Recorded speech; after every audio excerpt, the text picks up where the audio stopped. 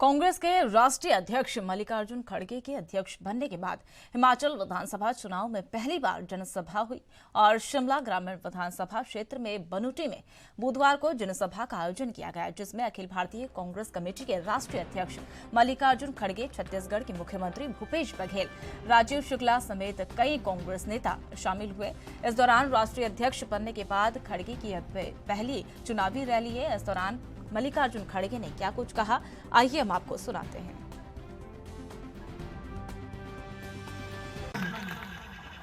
भारी बहुमत से जिताना और बीजेपी कैंडिडेट की डिपॉजिट जब्त होना, ये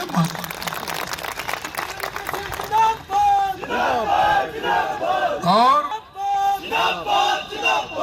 हमने जो वायदे किए और हमारे पार्टी के नेताओं ने जो आपके सामने 10 वायदे रखे हैं और वो पूर्ति करने के हैं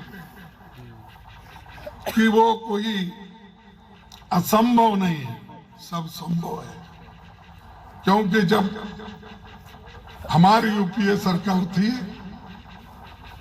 उस वक्त मनमोहन सिंह जी के नेतृत्व में, सोनिया जी के नेतृत्व में 72,000 करोड़ रुपए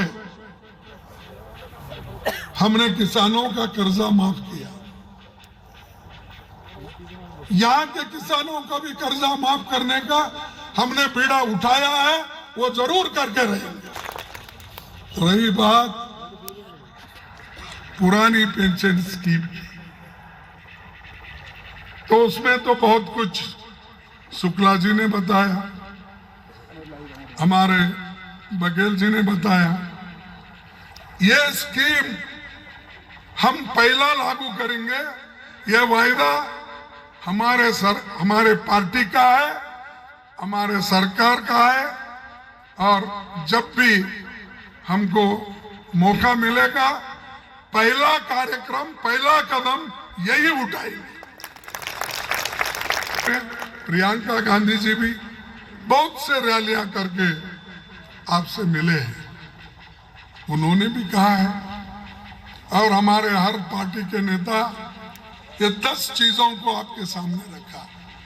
एक, पुरानी पेंशन स्कीम होगी बहाल, यानी लागू कर दिया जाएगा। महिलाओं को मिलेंगे हर महीने 1,500 रुपए, और महंगाई की मार 300 यूनिट बिजली फ्री देंगे।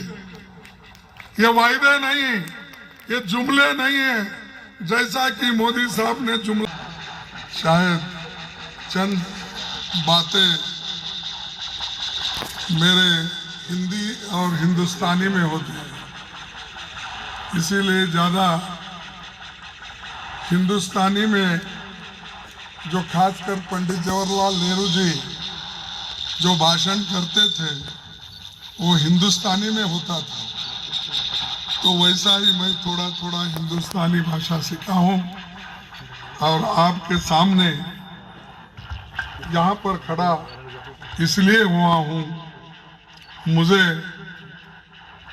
हमारे नेता श्रीमती सोनिया गांधी जी, राहुल गांधी जी और सारे सीनियर नेतागण और 9,000 डेलीगेट्स, इन्होंने सभी ने मिलके मुझे चुना है। और मेरा कैसा हुआ, कितने दिन चला, इसका तो हिसाब हमारे बघेल साहब ने तो दिया, लेकिन नड्डा साहब का इलेक्शन कैसा हुआ ये किसी को भी पता नहीं, क्योंकि वहां पर चुनाव नहीं होते, सिर्फ नॉमिनेट किया जाता है। और वो हमको बार बार ये कहते हैं कांग्रेस में कोई डेमोक्रेसी है? कांग्रेस के लोग कभी चुनाव कराए हैं? ये सवाल हमसे पूछते हैं। तो मैं अब उनसे पूछूंगा, आपके कितने डेलीगेट्स थे? आपके कितने उम्मीदवार खड़े हुए थे? आप किस ढंग से चुनाव कराया? ये मुझे हिसाब दो, जनता को दो। अरे आप तो करते नहीं और दूसरों को कहते हो कि वो नहीं हुआ, ये नहीं हुआ। और उनका तो एक कॉमन स्लोगन है, इस देश के प्रधानमंत्री से लेकर सभी नेताओं का एक ही